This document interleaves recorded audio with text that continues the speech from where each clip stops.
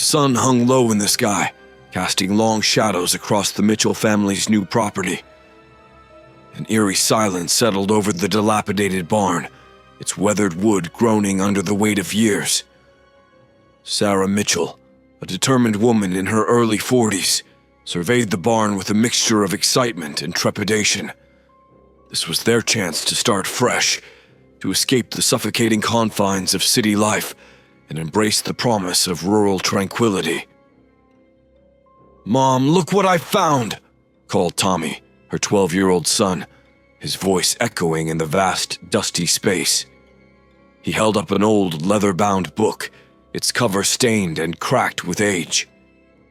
Sarah approached him, brushing a strand of auburn hair from her face. "What is it, Tommy?" she asked, taking the book from his hands. The leather was surprisingly cold to the touch, and a shiver ran down her spine. Tommy shrugged. "I found it hidden under a loose floorboard. Maybe it's worth something." Sarah opened the book, her fingers trembling slightly as she flipped through the yellowed pages. It was a ledger, filled with meticulous handwriting that chronicled the farm's history. But as she read further, her heart began to race.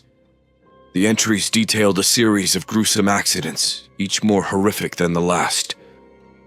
March 12th, 1897. Samuel Carter, crushed by falling beam, died instantly. April 5th, 1903. Margaret Tuttle trampled by stampeding cattle. Fatal injuries sustained. June 21st, 1922. Thomas Green suffocated in grain silo. Body recovered after 3 days. Sarah's breath caught in her throat. The ledger seemed to pulse with a malevolent energy, as if the tragedies it recorded were still fresh. She glanced at Tommy, who was watching her with wide eyes. "We should show this to your father," she said, her voice unsteady. That evening, as the family gathered around the kitchen table, Sarah shared her discovery with her husband, Mark. He was a sturdy man, his hands calloused from years of manual labor, but even he paled as he read the ledger. "This place has a dark history," he muttered, closing the book with a heavy thud. "We need to be careful." As night fell, an unsettling stillness enveloped the farm. The wind rustled through the trees, carrying with it faint whispers that seemed to emanate from the very earth itself. Sarah lay awake, her mind racing with thoughts of the ledger and the tragedies it contained. She couldn't shake the feeling that they were not alone, that the spirits of those who had perished on the farm still lingered, bound to the place by their violent ends. In the darkness, a shadow moved outside the window. Sarah sat up, straining to see through the gloom. For a moment she thought she saw a figure standing by the barn, its eyes glowing with an otherworldly light. But when she blinked, the figure was gone, leaving only the chilling memory of its gaze. "Just my imagination," she whispered to herself. But deep down, she knew that something was very wrong. The farm was not the peaceful haven they had hoped for. It was a place of death, haunted by the restless souls of those who had met their untimely demise. As the first light of dawn broke over the horizon, Sarah made a silent vow. She would uncover the truth behind the farm's dark past, no matter the cost. Little did she know, the journey she was about to embark on would lead her and her family into a nightmare from which there might be no escape. The following days on the farm passed in a blur of chores and adjustments. The Mitchells worked hard to bring the old place back to life, determined to make it their home despite the ominous discovery in the barn. Yet, the shadow of the ledger lingered, casting an invisible pall over their efforts. As evening fell on the 5th day, a chill crept into the air. The wind picked up, whispering through the trees and rustling the fields of corn. Sarah stood on the porch, gazing out at the twilight landscape, trying to shake off the unease that had settled in her bones. Mom, do you hear that? Tommy's voice was hushed as he joined her, his eyes wide with curiosity and fear. Sarah listened, straining to catch any unusual sounds. At first, there was only the rustling of leaves and the distant call of an owl. But then, faint and indistinct, she heard it. Voices. Low, murmuring voices that seemed to float on the breeze, too soft to make out any words but unmistakably human. "I hear it," she replied, her voice barely above a whisper. "It sounds like whispering." Mark emerged from the barn, wiping his hands on a rag. "What's going on?" he asked, noticing their tense expressions. "Listen," Sarah said, beckoning him closer. "Do you hear that?" Mark frowned, tilting his head. After a few moments, he nodded slowly. "Yeah, I hear it. Sounds like people talking, but I can't make out what they're saying. Could be the wind carrying voices from town." Sarah shook her head. "It's too clear for that, and it's coming from the barn." Tommy shivered, hugging himself. "It's the spirits, Mom, I know it is." Mark put a reassuring hand on Tommy's shoulder. "There's no such thing as ghosts, son. It's just the wind playing tricks on us." But even as he spoke, the whispers grew louder, more insistent. They seemed to swirl around the family, tugging at their senses with an almost palpable urgency. Sarah felt a sudden, inexplicable surge of fear. The voices were not just whispers. They were cries for help, pleas for release. "We need to investigate," she said, her resolve hardening. "Something isn't right." Mark hesitated, then nodded. "Okay, let's check it out." They armed themselves with flashlights and made their way to the barn. The old structure loomed ominously in the fading light, its wooden beams casting long shadows across the ground. As they approached, the whispers intensified, filling the air with a cacophony of indistinguishable words. Inside the barn, the atmosphere was heavy with a sense of foreboding. The air was thick and stale, carrying the faint scent of hay and old wood. The whispers seemed to echo off the walls, their source impossible to pinpoint. "Look!" Tommy pointed to a dark corner where the shadows seemed to writhe and twist. Sarah aimed her flashlight at the spot, revealing a dusty, cobweb-covered shelf. On the shelf sat an old, cracked mirror.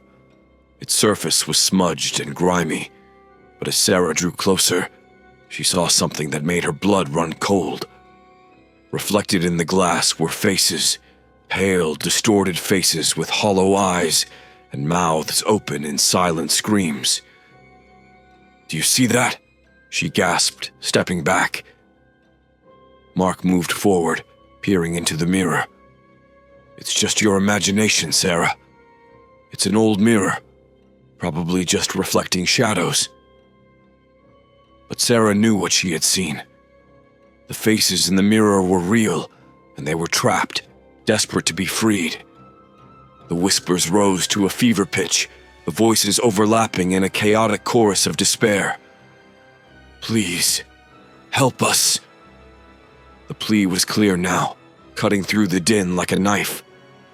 Sarah felt a surge of determination. These spirits were not malevolent. They were trapped souls, bound to the farm by the violent ends they had met. They needed help, and she was determined to find a way to release them. "We have to find out what happened here," she said, turning to Mark. "We need to understand why these spirits are trapped." Mark nodded, his face grim. "We'll figure it out, Sarah. We'll find a way to help them." As they left the barn, the whispers faded, but the sense of urgency lingered. The Mitchells were no longer just new owners of the farm. They were unwitting participants in a decades-old tragedy, and it was up to them to uncover the truth and set the restless spirits free. The whispers became a regular occurrence, their eerie presence gnawing at the Mitchells' peace of mind. Days turned into weeks, and the family continued their work on the farm, but an unspoken tension hung over them like a dark cloud. Each night, the whispers would rise again, filling the air with their spectral pleas. One crisp autumn evening, Tommy was feeding the chickens when he noticed something unusual near the silo. A figure stood at the edge of the field, barely visible in the fading light. It was a man dressed in old-fashioned work clothes, his face obscured by shadow. "Hey, Mom! Dad! Someone's out there!" Tommy called, his voice trembling with a mix of curiosity and fear. Sarah and Mark hurried over, their expressions wary. "Where?" Mark asked, squinting into the dusk. Tommy pointed. "By the silo. He was just standing there watching me." Mark frowned and exchanged a concerned glance with Sarah. "Stay here," he instructed, and started walking toward the silo, Sarah close behind. As they approached, the figure became clearer. It was a tall man with broad shoulders, but his features were indistinct, as if he were made of smoke. The air around him shimmered with an unnatural chill. "Hello?"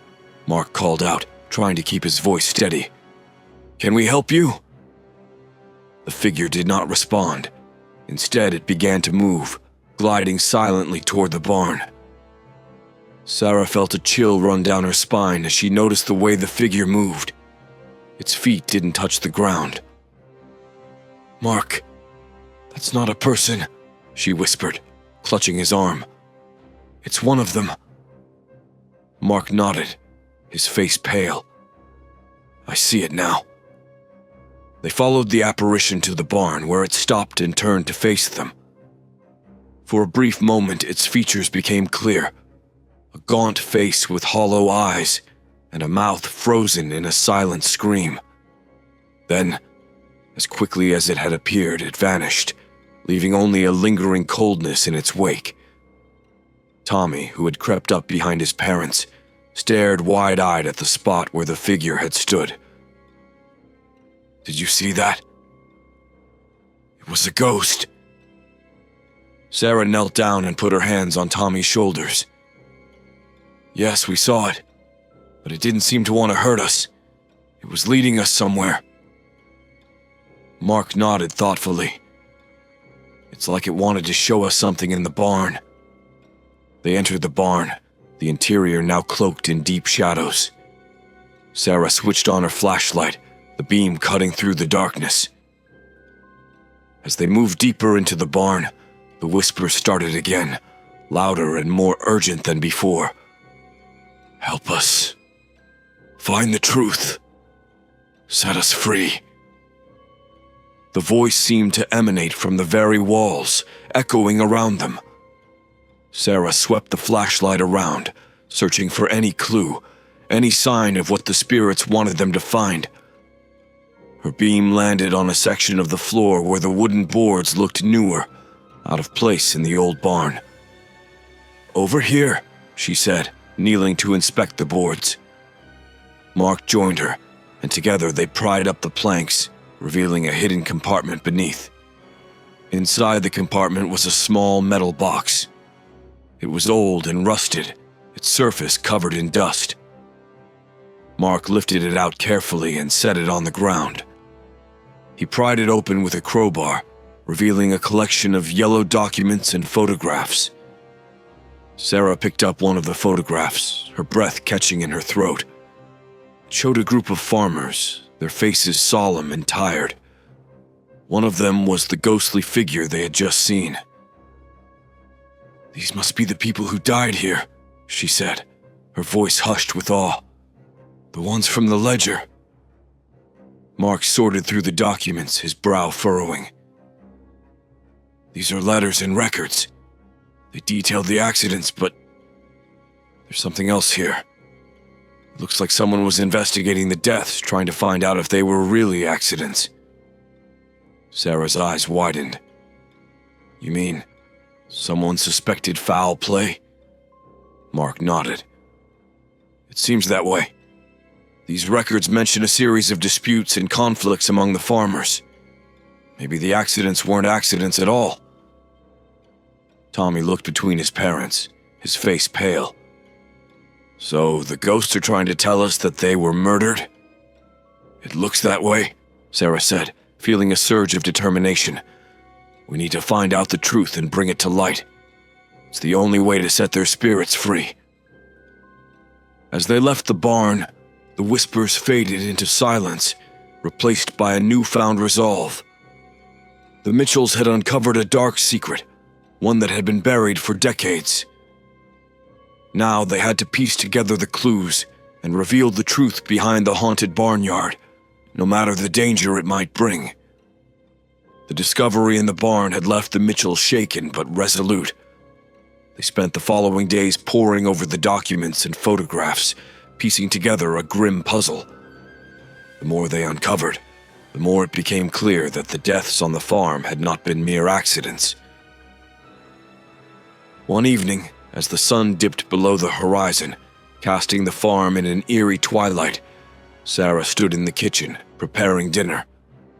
The air was thick with the scent of stew, but an undercurrent of unease lingered as it always did these days.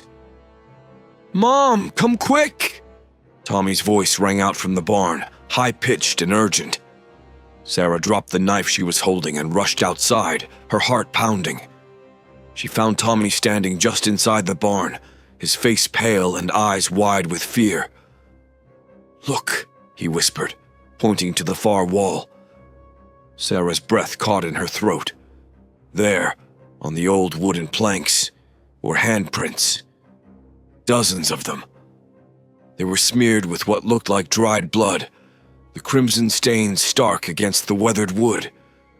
Each handprint was a different size, ranging from the small, delicate hands of a child to the broad, calloused hands of a working man. Mark, who had followed Sarah into the barn, stood frozen at the sight. "What is this?" he muttered, his voice barely audible. Tommy clung to his mother's side, his eyes wide with terror. "It's them, Mom. It's the spirits. They're trying to tell us something." Sarah approached the wall cautiously, her fingers trembling as she reached out to touch one of the handprints. The wood was cold beneath her fingers, and she felt a sudden, overwhelming sense of sorrow. "They're marks of desperation," she whispered. "These people were trying to escape something, or someone." Mark's jaw tightened. "We need to figure out who did this to them. We need to put an end to it." As they stood there, the whispers began again, filling the barn with a cacophony of voices. But this time the voices were clearer, more distinct. "Revenge. Justice. Remember us." Sarah turned to Mark, her eyes wide with realization. "They want justice. They want us to find whoever was responsible for their deaths and make sure they pay." Mark nodded grimly. "Then that's what we'll do. We'll find out who did this and make sure they can't hurt anyone else." The next morning, armed with the documents and photographs they had found, the Mitchells set off for the county records office. They spent hours combing through old records and archives, tracing the history of the farm and its previous owners. It was a painstaking process, but eventually they began to piece together a pattern: disputes over land, conflicts between neighbors, and a series of suspicious deaths all pointed to one man, Jacob Hawthorne, a wealthy landowner who had owned the farm during the time of the accidents. Hawthorne had a reputation for being ruthless, Mark said, reading through an old newspaper clipping. He was known for his violent temper and his willingness to do whatever it took to get what he wanted. Sarah nodded, her heart heavy with the weight of their discovery. He must have been responsible for the deaths. He covered them up as accidents to avoid suspicion. As they delved deeper, they found evidence that Hawthorne had been involved in a series of shady dealings and illegal activities. He had used his influence and wealth to silence anyone who stood in his way, including the unfortunate souls who had died on the farm. "We need to bring this to light," Sarah said, her voice resolute. We need to make sure everyone knows what happened here. That night, as the Mitchells prepared to share their findings with the local authorities, the barn came alive with a flurry of activity. The whispers grew louder, more frantic, and the handprints on the wall seemed to glow with an otherworldly light. The family gathered in the barn, feeling the presence of the spirits around them. The air was thick with anticipation, and a sense of urgency hung over them. "We know who did this," Mark said aloud, addressing the unseen spirits. "We're going to make sure he pays for what he did to you." A sudden, fierce wind swept through the barn, extinguishing their lanterns and plunging them into darkness. The whispers reached a fever pitch, a chaotic chorus of gratitude and relief. As the wind died down and the whispers faded, Sarah felt a profound sense of peace settle over the barn. The handprints on the wall began to fade, their purpose fulfilled. "We did it," she whispered, tears streaming down her face. "We helped them find peace." The next day, the Mitchells presented their findings to the local authorities, who were shocked by the revelations. An investigation was launched, and Jacob Hawthorne's crimes were finally brought to light. With the truth revealed and justice served, the spirits of the farm were finally at rest. The whispers ceased, and the barnyard was once again a place of peace and tranquility. The Mitchells had not only uncovered the dark secrets of the past, but it also ensured that those who had suffered were never forgotten. The farm felt different after the handprints vanished. The oppressive weight of the restless spirits had lifted, leaving a calm that was almost unsettling in its contrast. Yet, the Mitchells knew their task wasn't complete. The past's grip on the farm remained, and the lingering sense of dread suggested more secrets lay hidden. One crisp morning, as the first light of dawn filtered through the fog, Mark headed out to the fields. The plow, an old piece of equipment inherited with the farm, stood silently by the barn. It was rusted and worn, but still functional. Mark had been putting off using it, preferring newer, more reliable tools. But today, something drew him to the ancient implement.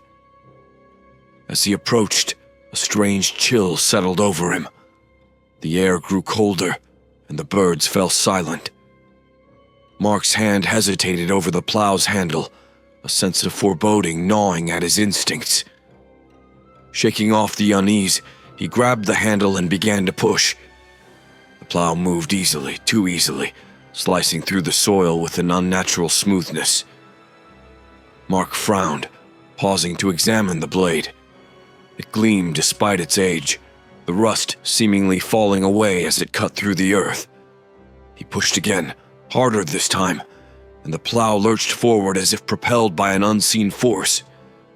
Suddenly, the plow veered off course, carving strange, twisting patterns into the soil. Mark tried to steer it back, but the machine had a will of its own, dragging him across the field. He stumbled, nearly losing his grip, but managed to hold on, his heart pounding with a mixture of fear and determination. "Sarah! Tommy!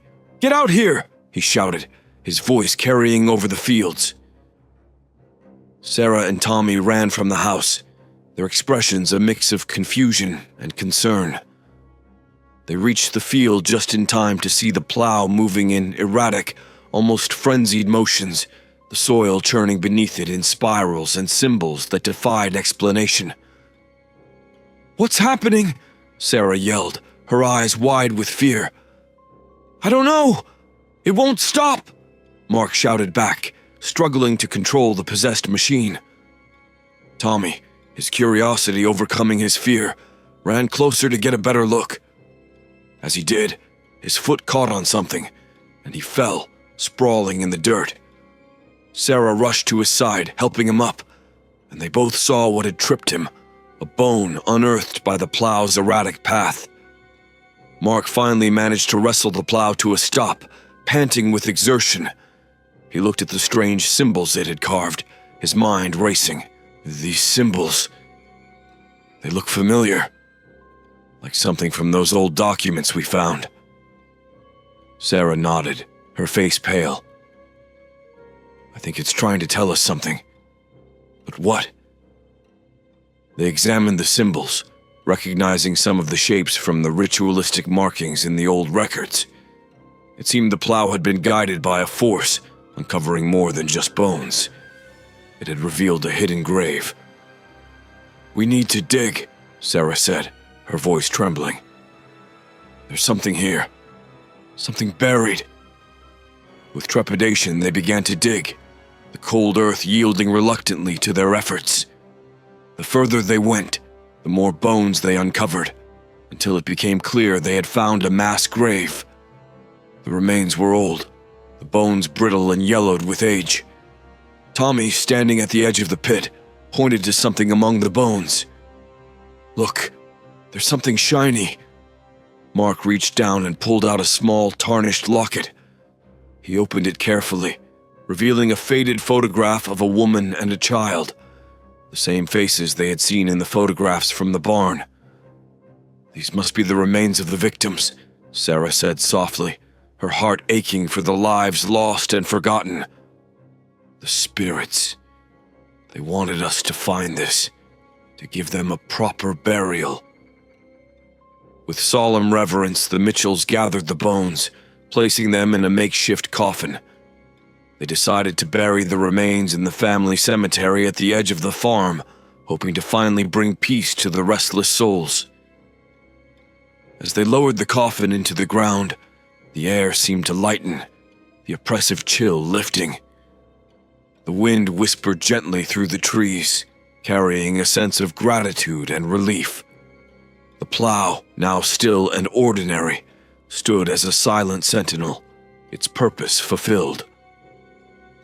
That night, as the family gathered around the dinner table, a sense of calm settled over them. The farm, once a place of dread and darkness, had become a place of healing and resolution. We did the right thing, Mark said, squeezing Sarah's hand. We honored their memory. Sarah nodded, tears glistening in her eyes. And we brought them peace. Tommy looked out the window, where the barn stood silhouetted against the night sky. Do you think there are more secrets out there? Sarah followed his gaze, a thoughtful expression on her face. Maybe, but whatever we find, we'll face it together. As they sat in the comforting glow of their home, the Mitchells knew their journey wasn't over. The farm still held mysteries, but they were no longer afraid. United by their experiences, they were ready to face whatever came next, determined to uncover the truth and protect their home from the shadows of the past. The days following the burial were eerily calm, almost serene. The whispers had ceased, and the farm felt lighter, more welcoming. The Mitchells continued their work with renewed vigor, confident that they had brought peace to the troubled spirits. However, this tranquility was short-lived. One morning, as the sun rose over the rolling fields, Sarah went to check on the livestock. The air was crisp, and the dew glistened on the grass. But as she approached the chicken coop, her heart sank. The door, which she had locked securely the night before, stood ajar. "Mark!" she called, panic creeping into her voice. "Something's wrong!" Mark and Tommy rushed over from the barn, their expressions tense. "What is it?" Mark asked, scanning the area for any signs of trouble. Sarah pointed to the open coop. "The door was locked last night, but now it's open. And look inside." They peered into the coop, finding it empty. Not a single chicken remained. The feeder was untouched, and there were no signs of a struggle. It was as if the chickens had simply vanished into thin air. "Where could they have gone?" Tommy asked, his eyes wide with fear. Mark's face was grim. "This isn't the first time animals have gone missing. Remember the stories we heard when we first moved here? Livestock disappearing without a trace." Sarah nodded, her mind racing. But why now? We thought we had brought peace to the spirits. As they searched the farm, their unease grew. The barn stables were also empty, the cows and horses gone without a trace. Each pen door was inexplicably locked from the inside, just like the chicken coop. That night, they gathered in the living room, the atmosphere heavy with worry. "We need to find out what's happening," Sarah said, her voice resolute. "This farm is still hiding something." Mark agreed. "We'll set up cameras around the property. If there's someone or something taking our animals, we'll catch it on film." They worked late into the night, installing cameras at strategic points around the farm. As they finished, a thick fog rolled in, shrouding the land in an oppressive, otherworldly mist. The next morning, they eagerly reviewed the footage, hoping for answers. At first, the screen showed nothing unusual, just the silent, empty farm under the moonlight. But then, at around midnight, the fog thickened, and strange shapes began to emerge from the mist. The figures were barely discernible, their forms shifting and blending with the fog. They moved with an unnatural fluidity, passing through fences and walls as if they weren't there. The cameras captured the barn doors creaking open and the livestock walking out in a trance-like state, led by the shadowy entities. "What are those?" Tommy asked, his voice trembling. "Spirits," Sarah whispered, her eyes wide with horror. "But they're different from the ones we helped. These are darker." Mark's jaw clenched. "We need to find out what they want, and why they're taking our animals." That night, Sarah had a dream. She was standing in the middle of the field, the fog swirling around her.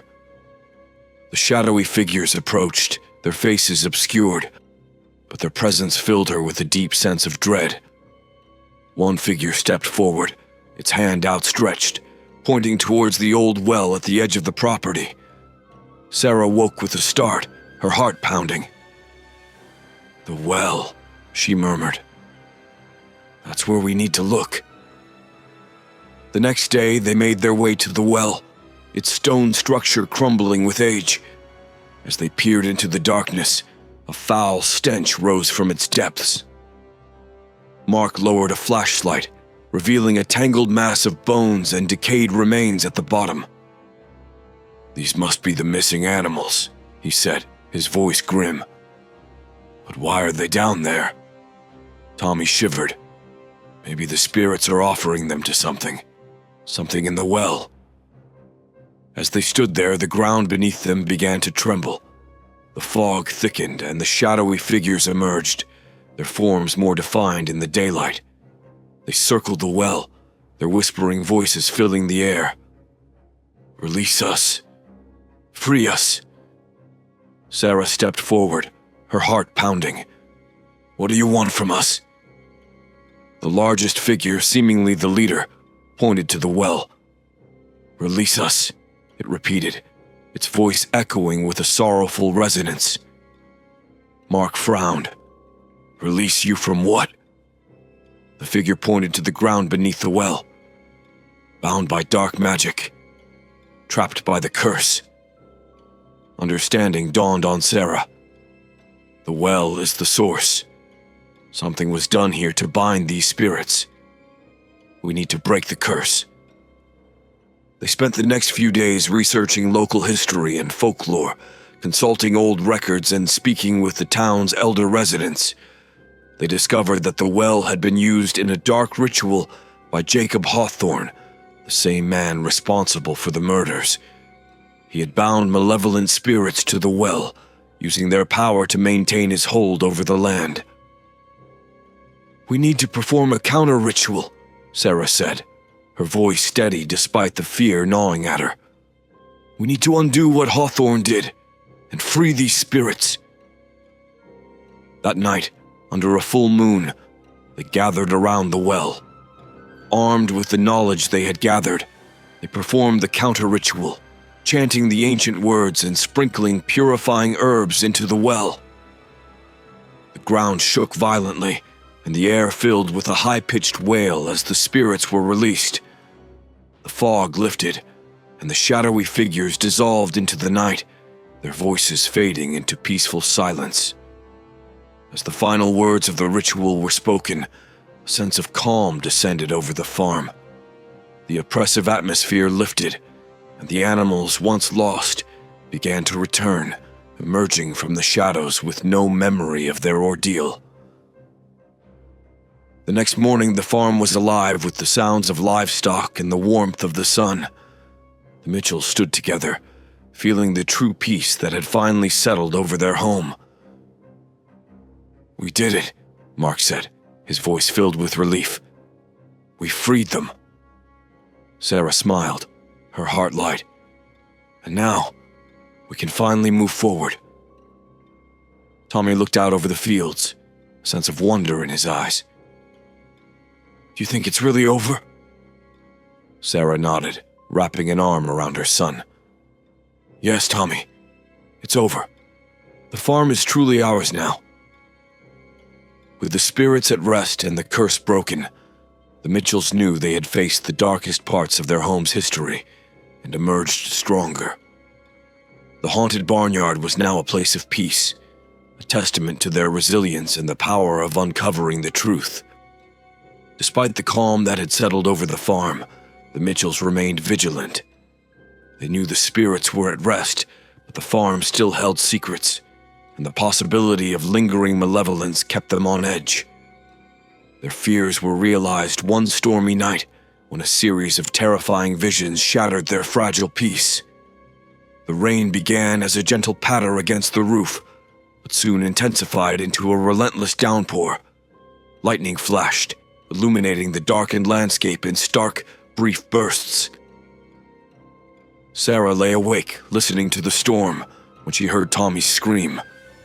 She rushed to his room, finding him thrashing in his bed, tangled in his sheets. "Tommy, wake up!" she cried, shaking him gently. Tommy's eyes flew open, wild with fear. "Mom, the shadows. They were in my room. They tried to take me." Sarah held him close, whispering soothing words.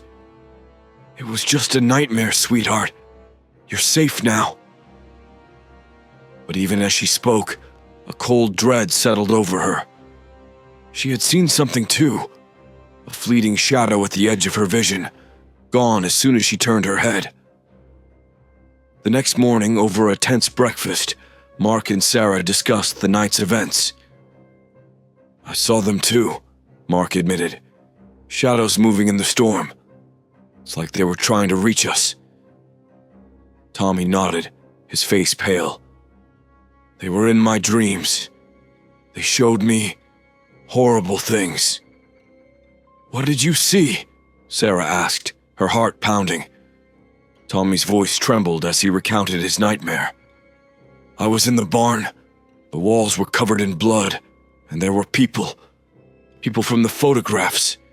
They were reaching out to me, begging for help. But there was something else, something dark, standing behind them." Mark frowned. "We freed the spirits. Why would we still be seeing these things?" Sarah's mind raced. "Maybe it's not them. Maybe there's something else here.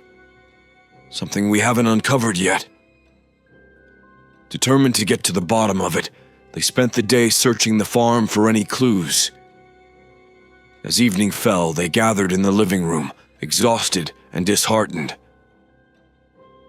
"We didn't find anything," Mark said, frustration evident in his voice. Sarah shook her head. "We need to go back to where it all started. The barn." Reluctantly, they made their way to the barn, the air heavy with an oppressive silence. Inside, the shadows seemed to dance in the flickering light of their lanterns. Tommy stayed close to his parents, his fear palpable. They split up, each taking a section of the barn to search. Sarah's flashlight beam fell on the old ledger they had found weeks ago. She picked it up, flipping through the pages once more. This time, something caught her eye, an entry she hadn't noticed before. "Mark, look at this," she called, her voice echoing in the cavernous space. Mark and Tommy joined her, peering at the faded writing. The entry detailed a hidden chamber beneath the barn, a place where Jacob Hawthorne had performed his darkest rituals. "We missed this," Mark said, a mix of awe and horror in his voice. "There's a hidden room below us." They quickly found the trapdoor, concealed beneath a pile of old hay. With great effort, they pried it open, revealing a set of stone steps leading into the darkness. Taking a deep breath, they descended, their footsteps echoing in the confined space. The chamber was small and cramped, the air thick with the smell of decay. In the center stood an altar, covered in dark stains and surrounded by strange symbols etched into the stone floor. Mark shone his flashlight around the room, revealing remnants of old candles and broken jars. "This is where it all happened," Sarah whispered, a shiver running down her spine. As they explored the chamber, the temperature dropped, and the walls seemed to close in around them. Tommy's flashlight flickered, casting eerie shadows that danced in the corners of the room. Suddenly, the whispers returned, louder and more insistent than before. "Leave. Now. Danger." The shadows on the walls began to move, coalescing into the shape of a figure. It was tall and menacing, its eyes glowing with an otherworldly light. The Mitchells backed away, their hearts pounding in their chests. "We need to get out of here," Mark said, grabbing Sarah and Tommy's hands. They raced up the steps, slamming the trapdoor shut behind them. The whispers faded, but the sense of dread lingered. Back in the safety of their home, they tried to make sense of what they had seen. "That was the source," Sarah said, her voice trembling. "The place where the dark magic was performed. We need to destroy it." Mark nodded. "We'll need to cleanse it, purify it somehow, but we can't do it alone." They reached out to a local historian and folklore expert, Mrs. Hargrove, who had helped them with their earlier research. She arrived the next day armed with knowledge and tools for a ritual of cleansing and protection. Together, they returned to the chamber, their resolve strengthened by Mrs. Hargrove's presence. She led them through a series of rituals, using sacred herbs, salt, and incantations to cleanse the space of its dark energy. As they worked, the air grew lighter, the oppressive weight lifting. The shadows receded, and the temperature returned to normal. When they finally emerged from the chamber, it felt as though a great burden had been lifted from their shoulders. "It's done," Mrs. Hargrove said, her voice filled with quiet satisfaction. "The dark magic is broken. The farm is truly cleansed." That night, for the first time in months, the Mitchells slept peacefully, free from nightmares and shadows. The storm had passed, and the farm stood as a testament to their courage and determination. They had faced the darkest parts of their home's history and emerged stronger, united by their love and resilience. The haunted barnyard was now a place of peace and light, its dark secrets finally laid to rest. The calm that settled over the farm after cleansing the hidden chamber was a welcome relief, but the Mitchells couldn't shake the feeling that something still lurked in the shadows. The vanishing livestock, the whispers, and the apparitions had all pointed to a deeper, unresolved darkness. Determined to rid their home of any remaining malevolence, they decided to hold a séance. Mrs. Hargrove, who had been instrumental in the earlier cleansing, agreed to help. She arrived on a moonless night, bringing with her an array of tools, candles, incense, crystals, and a Ouija board. The Mitchells gathered in the barn, their faces illuminated by the flickering candlelight. "We must proceed with caution," Mrs. Hargrove warned. We are opening a door to the spirit world, and we must ensure it closes properly." They formed a circle around the Ouija board, their hands lightly resting on the planchette. Mrs. Hargrove began to chant, her voice low and melodic, calling on the spirits to reveal themselves. "Spirits of the farm, we seek your presence," she intoned. "We wish to communicate and understand. Please make yourselves known." For several long minutes, nothing happened. The air was still, and the only sound was the rustling of the wind outside. Then, the planchette began to move. Slowly at first, then with increasing speed, it spelled out a single word. "Help!" "Who needs help?" Sarah asked, her voice trembling. The planchette moved again, spelling out, "All." "Why are you still here?" Mark asked, gripping Sarah's hand tightly. "Cursed." A chill ran down Sarah's spine. "How can we break the curse?" The planchette hesitated, then spelled out, "Truth." "What truth?" Tommy asked, his voice barely above a whisper. "Hawthorne." The name sent a shiver through the group. Jacob Hawthorne, the malevolent landowner responsible for so much suffering, still held power over the farm. Mrs. Hargrove's face was pale but determined. "We need more details. What did Hawthorne do?" The planchette moved faster now, spelling out, "Murder. Sacrifice. Bind." Mark's face grew grim. "He used dark rituals to bind the spirits here. We need to undo them." Mrs. Hargrove nodded. "We must find the final piece of the puzzle, the source of his power. It's hidden somewhere on the farm." As they continued to question the spirits, the temperature in the barn dropped sharply. The candles flickered wildly, and a low, mournful wail echoed through the space. Sarah felt a sudden pressure on her chest, as if an unseen force was trying to push her away from the circle. "We're getting close," Mrs. Hargrove said, her voice strained. "But the spirits are restless. We need to end this seance before we lose control." With great effort, she closed the seance, thanking the spirits for their guidance and promising to free them. The planchette stopped moving, and the oppressive weight lifted from the room. "That was intense," Mark said, wiping sweat from his brow. "But now we know what we need to do." The next morning, they resumed their search, focusing on places tied to Hawthorne's influence. The barn, the fields, and the farmhouse were all scrutinized with renewed vigor. It was Tommy who discovered the final clue, hidden in the attic of the farmhouse. "Mom, Dad, come look at this!" he shouted, his voice echoing through the house. Sarah and Mark hurried to the attic, where Tommy stood holding an old, leather-bound journal. It was Hawthorne's, filled with detailed descriptions of his dark rituals and the sacrifices he had made to bind the spirits. "This is it," Sarah said, her voice shaking with a mixture of fear and determination. "This is the key to breaking the curse." Mrs. Hargrove studied the journal carefully, identifying the steps needed to reverse the rituals.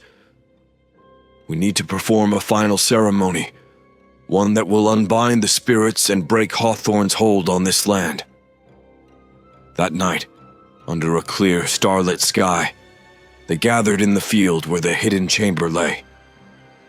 Mrs. Hargrove led them through the ceremony, using the knowledge gleaned from Hawthorne's journal. As they chanted and performed the rituals, the ground trembled, and a cold wind whipped through the field.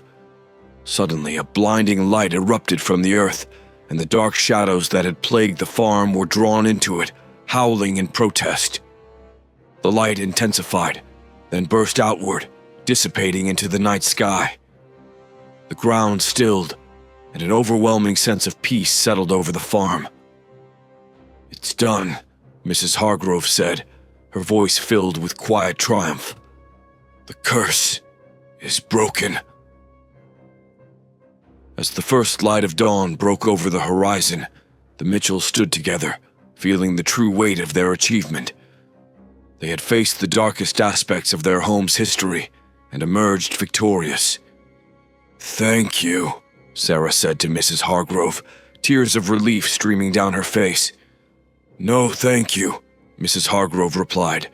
"Your bravery and determination made this possible." With the curse lifted and the spirits freed, the farm was finally a place of peace and light.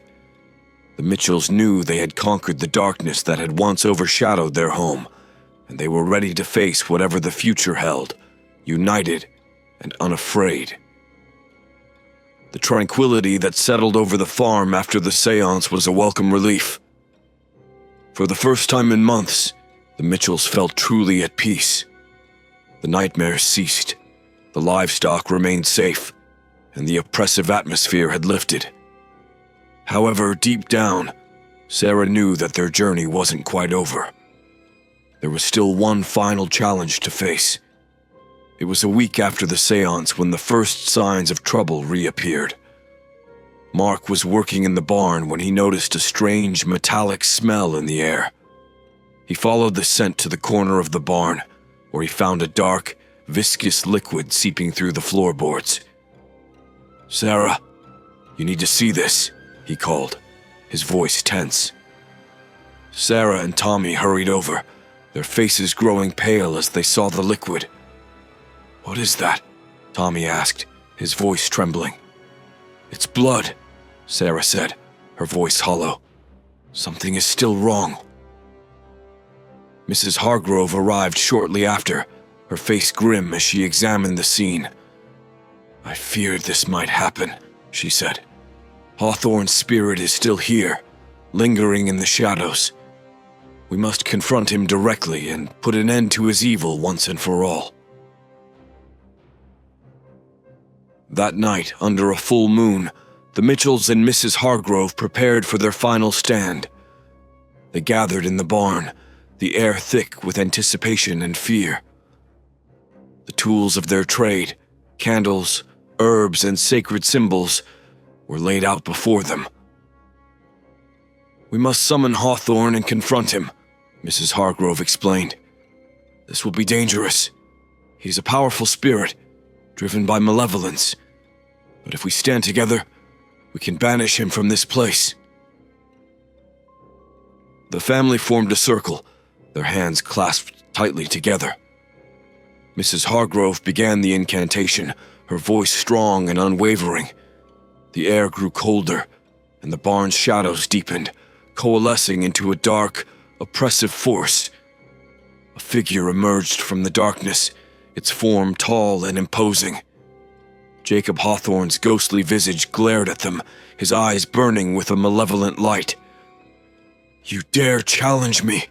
he hissed, his voice echoing with an otherworldly resonance. "We do," Sarah replied, her voice steady despite her fear. "You have tormented this land and its people long enough. It's time for you to leave." Hawthorne's laughter was a chilling sound. "You think you can banish me? I am bound to this place by blood and sacrifice. I will never leave." Mrs. Hargrove stepped forward, holding up a talisman. "We have the power to break your bonds, Hawthorne. We will free this land from your curse." The spirit lunged at her, but an invisible barrier held him back. He snarled, his form flickering with rage. "You cannot defeat me!" The family began to chant in unison, their voices growing louder and more confident with each repetition. The talisman in Mrs. Hargrove's hand glowed with a bright, purifying light. Hawthorne's form wavered, the darkness around him pulsing with an almost tangible fear. As the chanting reached a crescendo, a powerful gust of wind swept through the barn, lifting the talisman from Mrs. Hargrove's hand. It hovered in the air, glowing brighter and brighter until it was almost blinding. The light engulfed Hawthorne, and his screams echoed through the night. "No! You cannot!" His voice was cut off as the light intensified, and with a final agonizing wail, Jacob Hawthorne was consumed by the light. The dark energy that had bound him dissipated, leaving only a faint, lingering mist that quickly vanished. The barn fell silent, the oppressive weight lifting as the light faded.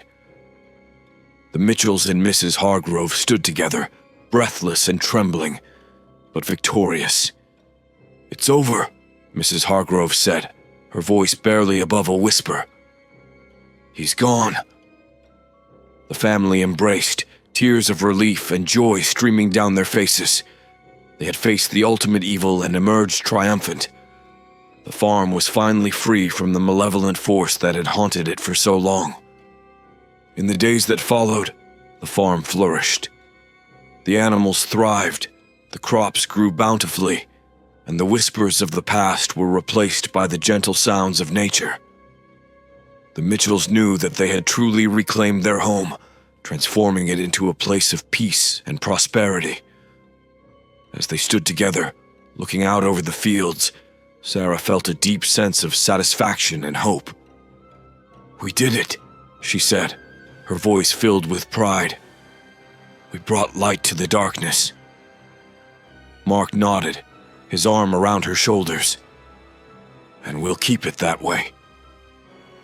Tommy looked up at his parents, his eyes shining with determination.